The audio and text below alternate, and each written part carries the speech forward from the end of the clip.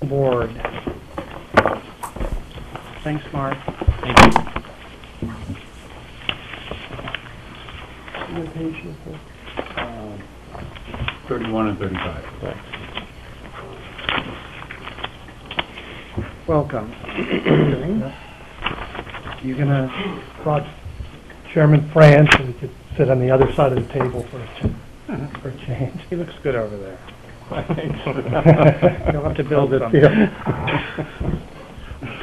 you uncomfortable not having your whole site plans to spread out for me? Well, we like to make a lot of noise, you know?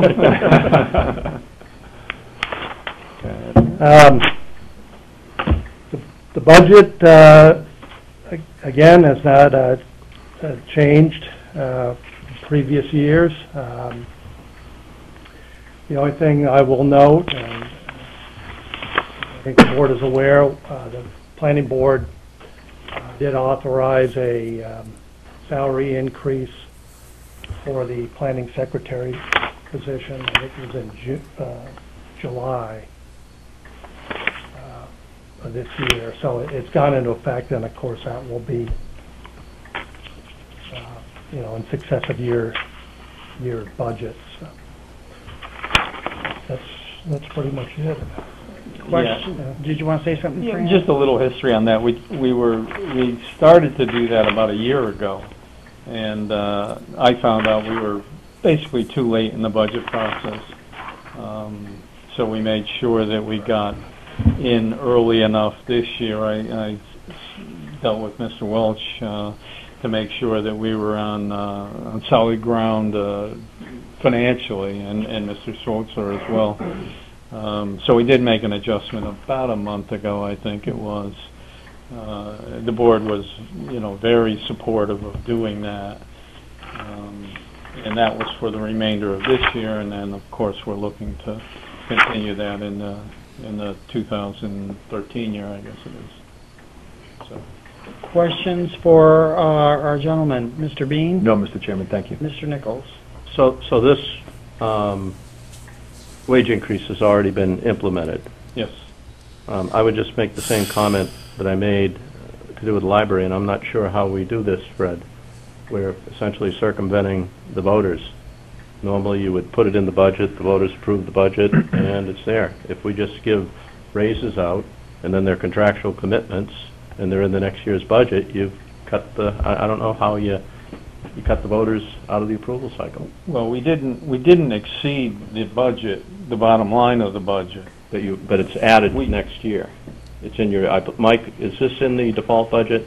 Right. So it's whatever the voters are out of the loop. Whatever they decide, because it's in the default and it's in the operating budget, they've been cut out of the loop. And there was no, there seemed to be a question as to whether or not there was a contractual commitment in the case of the library, and I had a question on that, whatever. But in this particular case, there was no contractual commitment. It was just done without voter approval.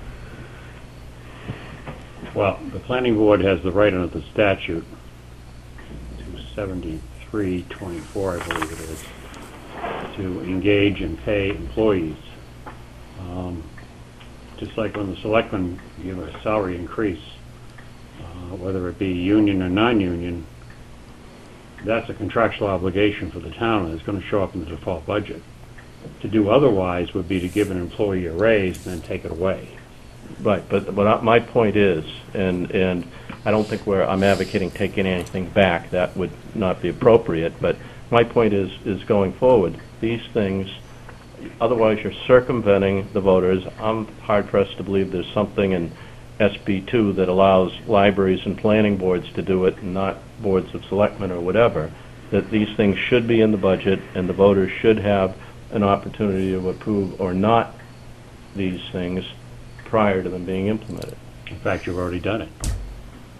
You did it for your management employees. Right, and that's an encumbrance in the default budget. And that's why I made the point, I will not be supportive of including that $45,000, which is minuscule in the context of the selectmen's budget. It's 0.14% of the total. I will not be in favor of putting that in the default budget, and thus we have not circumvented the voters, if it is not included. It's up to the board vote, but if you... Right. And I'm just giving you what my position is because I obviously considered that, and I proactively brought it up with the library that we kind of did it. I understand, yeah. We kind of did it too, so I was trying to be sneaky, but, and I appreciate, you're a volunteer board and being up on all this stuff and whatever, but I think from a personnel standpoint, going forward, we've got to get our arms around that so we don't Other continue to questions? do it.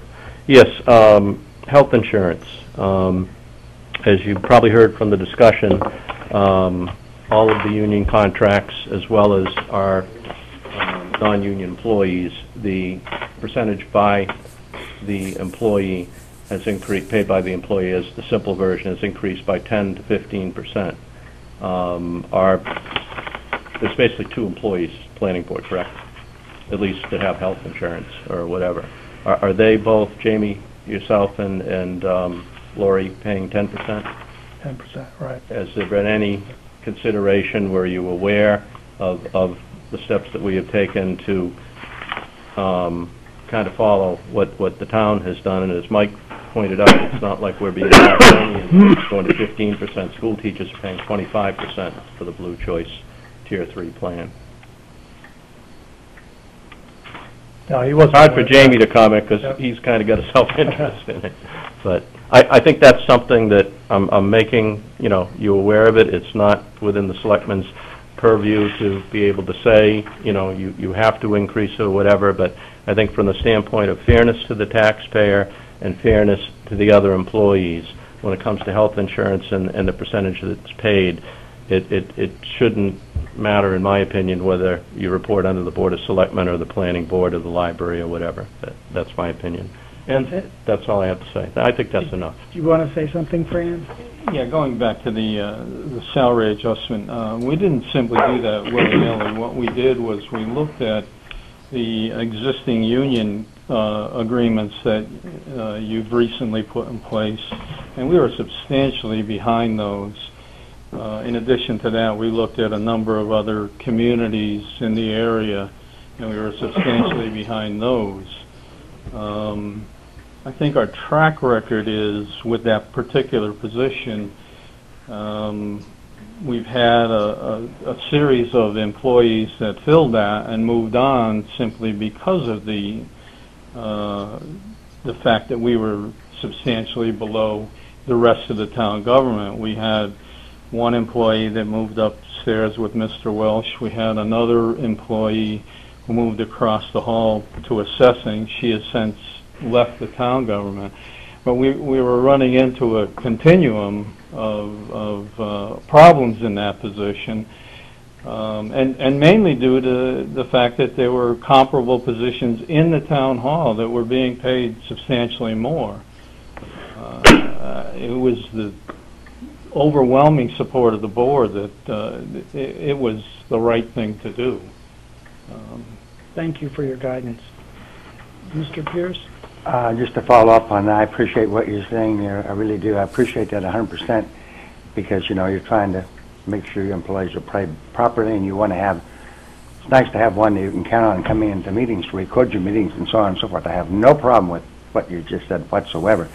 I'm just picking up on Mr. Nichols' position that, again, we're circumventing the voters, and I don't know if that's really the right thing to do philosophically or not. In my opinion, it is not. But so what I would suggest to avoid this is when you anticipate a problem like this, and you probably saw this coming at least a while back, if you could have just put a raise in, then it would have been put in the budget, and the voters would have voted on it. So that's an easy solution. I'm not saying it's real easy all the time.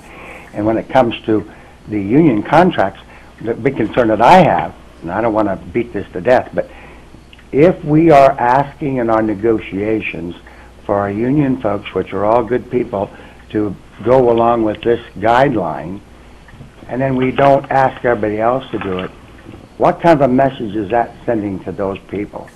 Is it sending that they're not the same as these people or not? I don't think that's a good environment. I think we've got to treat everybody the same. That's all I have to say. Thank you. Mr. Moore? Just on the cash portion for the grant that we accepted recently,